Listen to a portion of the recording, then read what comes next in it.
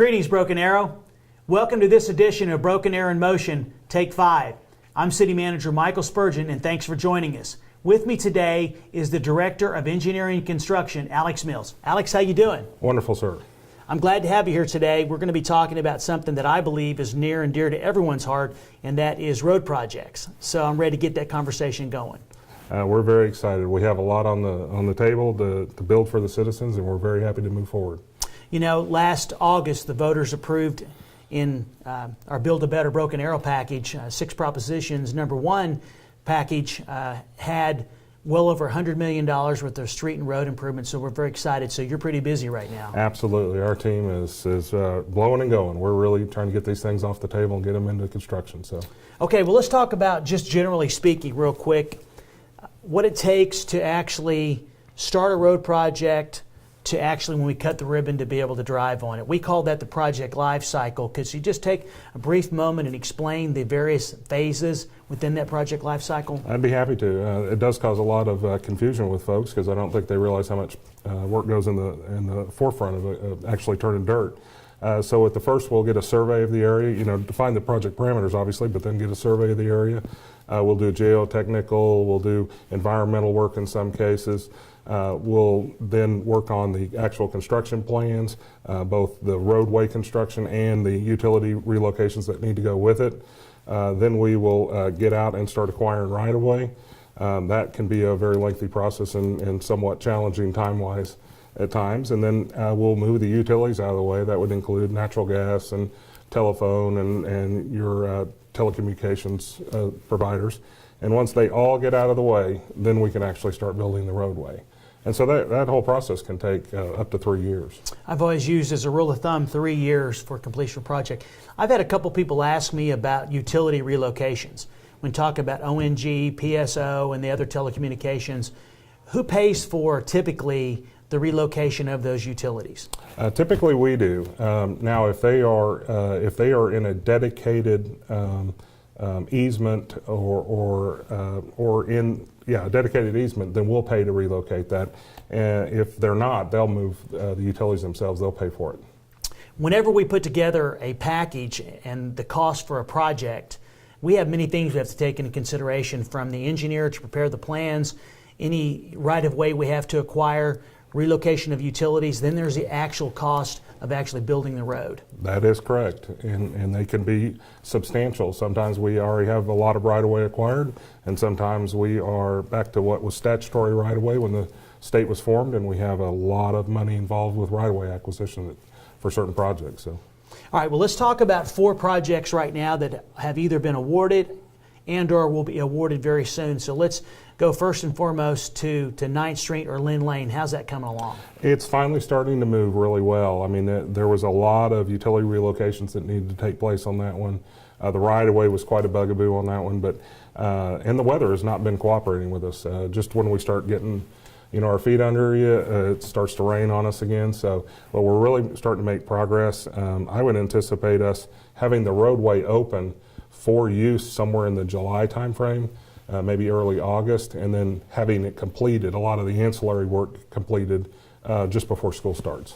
I talked to Tim Robbins, and he gave me a quick update today, as a matter of fact, and he said things with decent weather, I mean, we really get a lot of things done. Weather's the key. I mean, there's just certain things you cannot do if it's raining or too cold or something of that nature, and so we're really starting to hit the sweet spot for construction here, so we're hoping to really get some traction here pretty soon. Okay, let's go next to Washington. As you know, the City Council just awarded a contract to widen Washington from Garnett to Olive to 5 lanes. Obviously, as a growing community, east and west traffic is very, very important to address that, to have the capacity. What's happening with that project? Well, we're really excited. The water line relocation is going to start any day.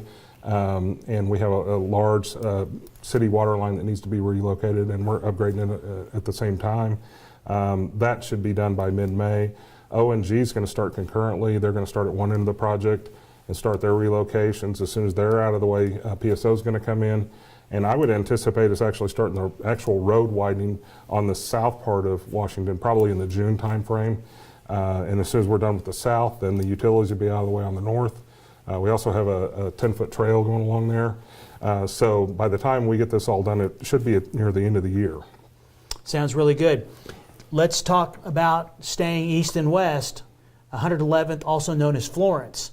We're getting ready to go out to bid on that one very soon. We are. Plans are complete. O&G is out there right now relocating. PSO has some relocations, but as soon as we feel comfortable that they're out of the way, we'll have that one out on the street and award it for construction. I would hope late summer, early fall. Okay, bonus question here. New Orleans, from Aspen to Olive, there's a lot of utility markers being put out there. That's a project the voters approved that is in the life cycle as well. It is in the life cycle. We're in the utility relocation phase there as well. Now, we're not going to jump right into construction on that one because we don't want to have 3 major east-west thoroughfares under construction at the same time. The voters would not be very pleased with us if we did that. They want us to widen the roads, but they don't want us to widen them all at the same time. That's exactly right. So we're gonna wait till either Washington or Florence gets a little further underway and is open to traffic, and then we'll come back and get New Orleans. Okay, let's jump to the east side of the community, north-south.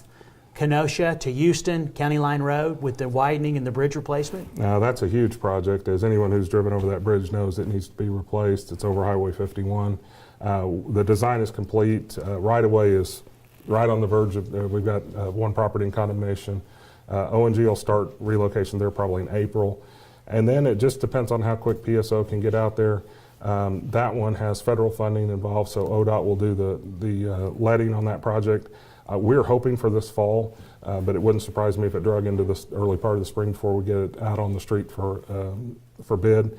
And that will probably be about 1.5 years, 2-year project with the major bridge work and a lot of earthwork involved. So we're excited to get that one started. Well, let's just as a note, we are going to have to close the road down completely at some point because of the fact we're going to be replacing the bridge. Are they going to try to basically keep it open while they're doing construction? They're going to keep it open for quite a bit of time, but there will come a point we'll need to close that road down to do some of the final work on that bridge. So I think drivers can start getting a mental plan of how they tend to avoid that area because even if it's open, it will be very crowded through there. So that's why it's important to get Lynn Lane taken care of before we kick this one off. Absolutely, that was part of the plan. Well, there's a lot happening, folks. We could talk probably for another hour about all the great projects that the voters have approved for us to be able to widen our streets, to manage the capacity that we have within our community. I want 2 more questions before we go. I mean, there's a few projects that you wanted to mention that are in the hopper, but are a little bit behind those other ones, and then I want to talk to you about a transparency matter. Absolutely.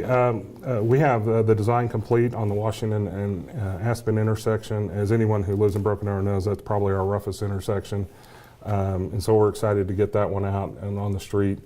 We don't have funding for construction quite yet, but as soon as it gets sold, which I would anticipate soon, we'll get that one under construction. We then have Olive under design. That's one where we were awarded an STP grant. So we're having to deal with the feds on that a little bit, but it's going actually much smoother than anticipated. The right-of-way is not going to be too much of a problem. The environmentals are almost done. And so I would anticipate that project starting for construction maybe in 1.5 years or 2 years, just depending on how quick the federal funds become available. And then Kenosha Des to Maine. As anyone knows, that is a stretch of old look Broken Arrow where the properties just kind of came right down to the road and there was not much of a differentiation. We need that to be completed. The right-of-way is almost complete, and then anyone who's been through there knows there's a lot of power lines and there's actually some gas lines through there, so we'll be starting those utility relocations very soon. Hopefully maybe at the end of the year get out for construction on that one as well. All right, 3 questions. First off with Olive. We were able to complete that project with a well over $3 million surface transportation program grant from the federal government, correct? That's correct. Yes, that's going to pay for a large portion of that project. Now, it will be a very expensive project. There's a couple bridges on that one that need to be expanded, and we are going from 2 to 5 lanes, which is quite a bit of pavement, but we are getting the bulk of that paid for with that grant.